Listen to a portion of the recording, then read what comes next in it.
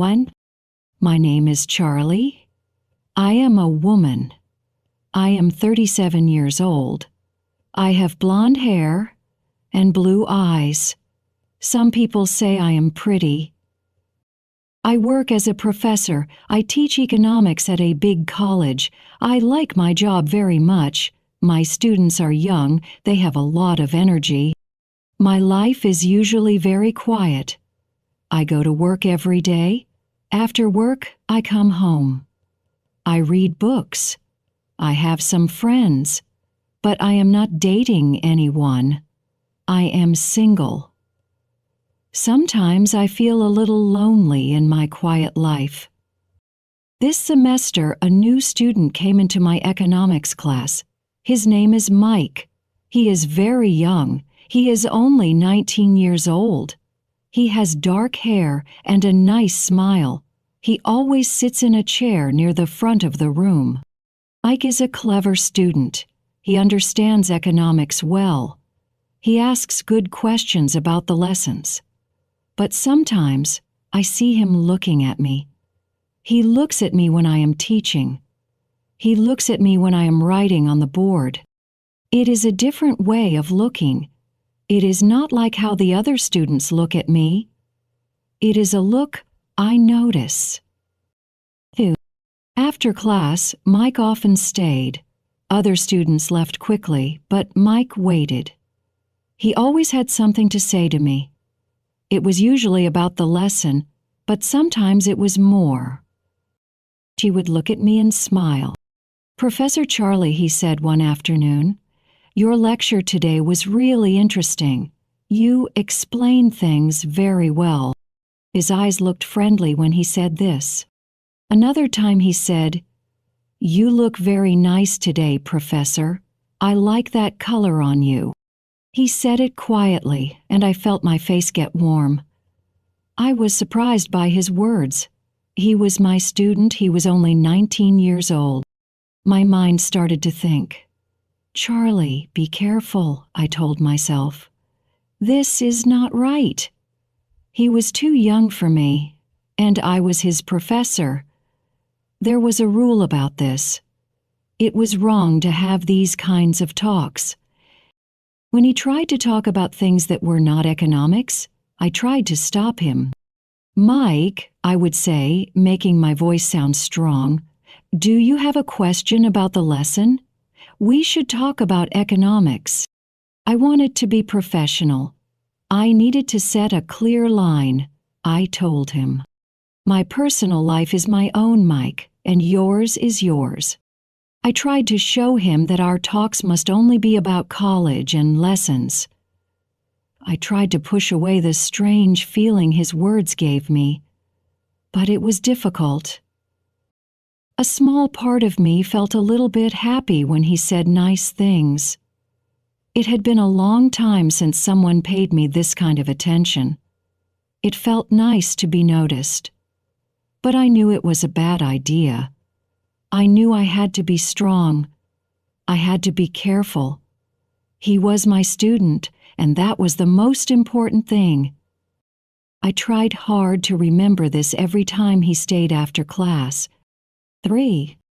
A holiday away. I tried very hard to be a good professor. When Mike talked to me, I only talked about economics. I said things like, "Do you have a question about the lesson, Mike?" I did not want to talk about other things. He was my student, and I was his teacher. This was very important. I knew it was wrong to think about him in a different way. I told myself this many times. "Charlie, be careful. I thought, he is much too young for you. This is not right." I tried to keep a professional distance between us. I did not want any problems at work. My job as a professor was very important to me. It was my life. But Mike continued to look at me in a special way. He continued to smile at me after class. He sometimes said nice things, but I tried not to listen to them. It was difficult to ignore him completely. A small part of me, deep inside, felt a little happy when he paid attention to me like that. It had been a very long time since someone looked at me with such interest. It felt nice to feel noticed again. But I knew it was not right for a teacher and a student. I pushed the feeling away. I focused on my teaching and my research. The weeks went by quickly. The end of the semester was coming soon. I felt very, very tired. Teaching is hard work, and this semester felt harder than usual. I needed a break from everything. I needed to get away. From college, from the city, from the difficult feelings I had sometimes. I wanted to forget about work for a while. I wanted to rest and relax. I looked online for a holiday. I found a beautiful island. It was very far away from my home. It looked like a place with lots of sun and quiet beaches. It seemed perfect for a tired person like me. I decided to book a trip there. I thought, I will go to this island. I will sit on the beach under the sun. I will read books and listen to the sea. I will swim in the warm water. I will not think about work. I will not think about college. I will not think about students. I will not think about money. I packed my bag slowly. I felt ready for the holiday. I needed the sun and the peace very much. I hoped the trip would help me forget about everything difficult and just feel calm. I just needed a simple holiday away from my normal life.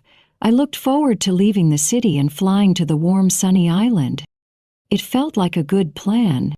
A plan to rest, to forget, and to find some peace. Before we meet again, I was on a beautiful island for my holiday. I needed to rest. I was sitting at a bar on the beach. The evening was warm and nice. I had a cool drink in my hand. The sound of the sea was quiet. There was soft music. I felt very relaxed and far away from my normal life at college. Suddenly, I heard a voice. It called my name. Charlie, Professor Charlie? I turned around quickly. My eyes went wide with surprise. Standing there was Mike, my student from college. He was with some friends. I could not believe it. Mike was here, on this small island, at the same time as me. It seemed impossible. Mike walked towards me. He had that smile he used in class. "Hello, Professor Charlie," he said. "This is amazing. What are you doing here?" I said, "Hello, Mike. I am on holiday." He stopped near my table. His friends were watching. "Wow," he said again. "Meeting you here. It's a crazy surprise." "Yes," I agreed. "A very big surprise," Brian said. Then he asked, "Professor, Charlie, please, can I buy you a drink?" I thought about it for a moment. We were not at college now. We were on holiday, far away. "Okay, Mike," I said. "Thank you. Just one drink." Mike went to the bar. He came back with a drink and sat with me. His friends went to sit somewhere else. We started talking. We had one drink. Then we had a second drink. Then a third. We did not talk about economics, my job, or college rules. We talked about our lives. We talked about our dreams and our favorite things. Mike told me funny stories and made me laugh a lot. I felt like a different person. I felt young and light. I was not Professor Charlie. I was just Charlie. Mike looked at me a lot. His eyes were warm. I felt happy. Later, the bar closed for the night. We decided to walk on the sand next to the water. The sky was dark blue. The moon was large and silver. Mike took my hand as we walked. His hand felt warm and strong. My heart started beating very, very fast in my chest. We stopped walking. He turned to face me. "Charlie," he said softly, "you are so different here, away from college, more relaxed, and you are very beautiful." I felt shy, but also very happy to hear his words. He leaned closer to me slowly. Then he kissed me.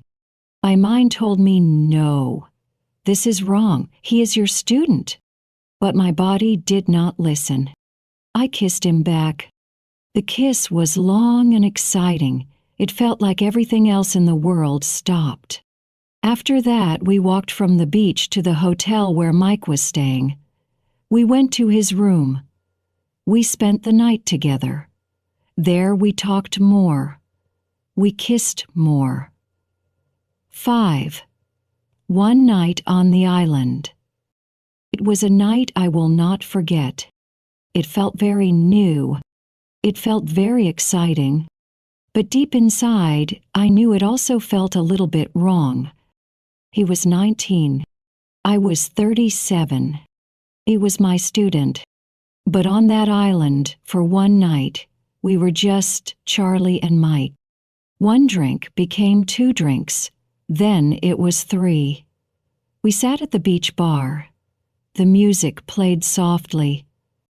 We did not talk about economics or college work. We talked about many other things.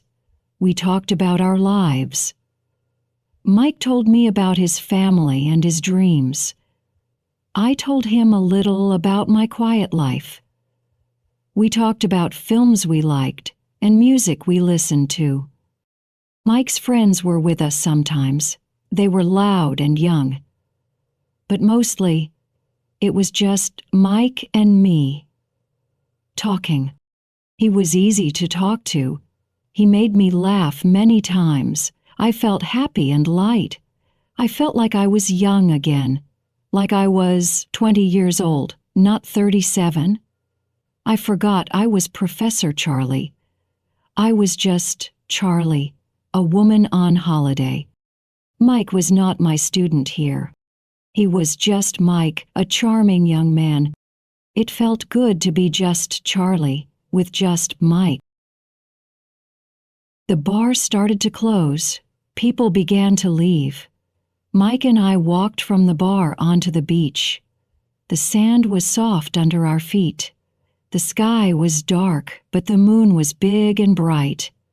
Its light made the sea silver. We walked slowly near the water. The air was warm and soft. It was a beautiful night. Mike stopped walking. He turned to look at me. He smiled his nice smile.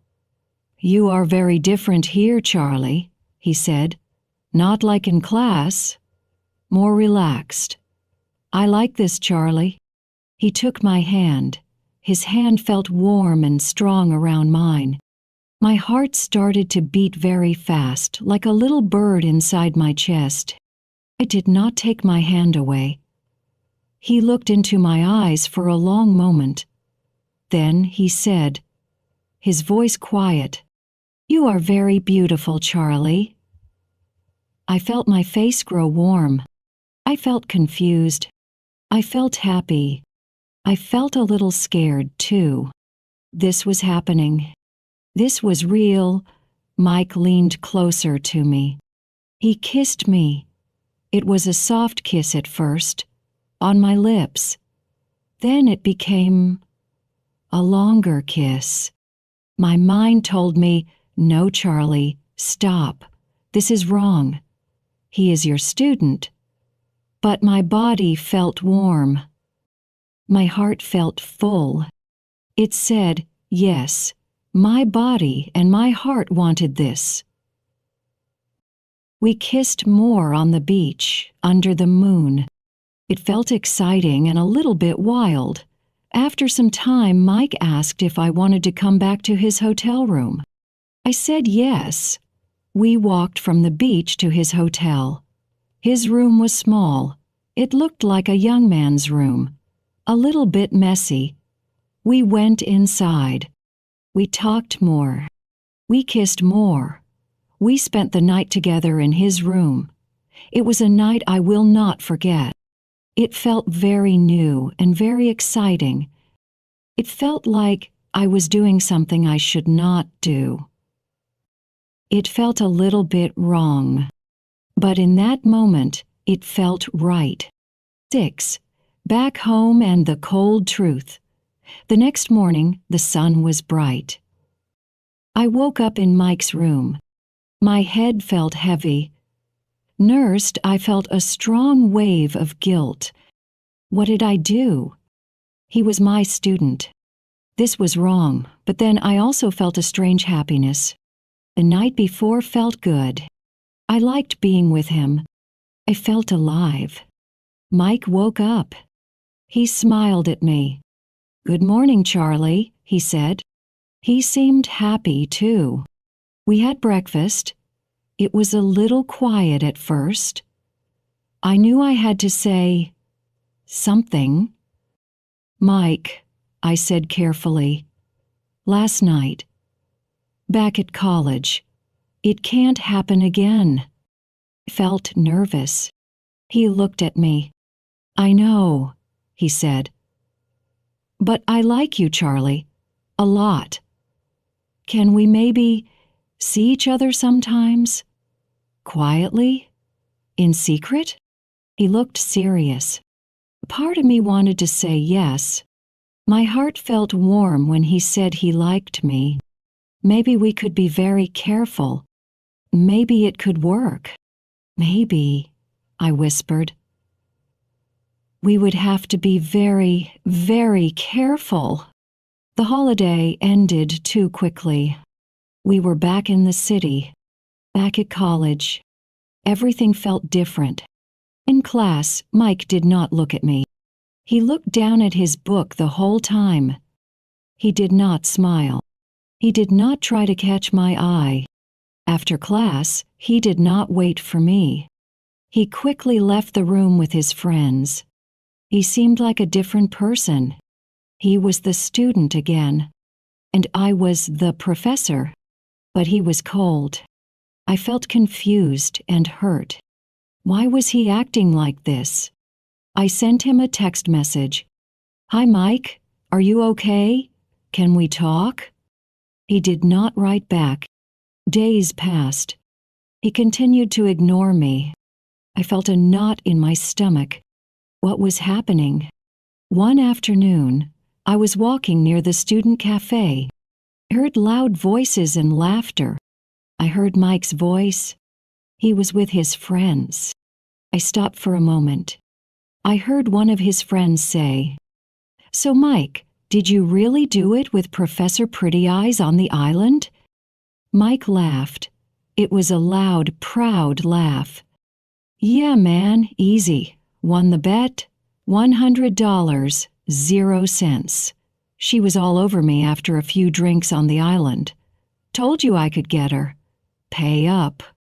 My body went cold. My blood felt like ice. A bet? A dare. $100, 0 cents. All of it. The looks, the words, the night on the island. It was all a game to him. A cruel game, to win money, to look good to his friends. My heart felt like it broke into many pieces. I felt sick, stupid, so stupid. And used? He used me.